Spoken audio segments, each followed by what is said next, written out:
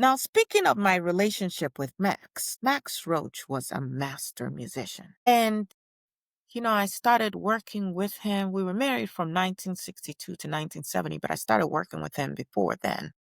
And we were in an intimate relationship, and he was married. And I didn't care anything about his marriage or his wife. See, I'm a polygamous woman. Okay. And the way it used to be, his wife actually would have been helping him to get together the resources to pay my bride price in Africa. Yeah, okay. You're talking about it. Wives and that you help your husband, yes. We don't have to be at loggerheads. And I actually helped to raise his daughter, Maxine. Maxine ended up performing on quite a few of my albums. But let me tell you this thing about marriage. You know what? I'll come back to that. Let me get back to the music. I believe that some people ask me, do songs have the power to change? Or do they at least help? And my response is, I don't do music for that reason. I certainly don't do it for the money.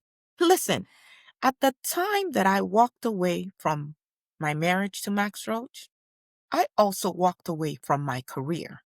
We were the power couple. There was a documentary on Max and Abbey.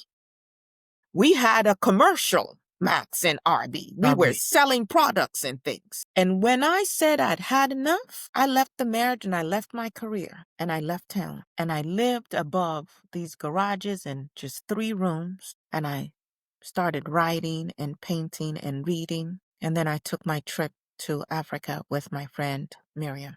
But I do music for my own spirit. I believe that God made us and God made the world, and God has to fix this world.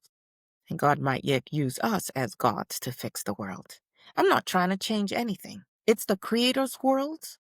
And if all of this chaos is all right with God, I'm going to find my peace some kind of way. I get sad. I don't know where we're going through. I don't know why we're going through all of this.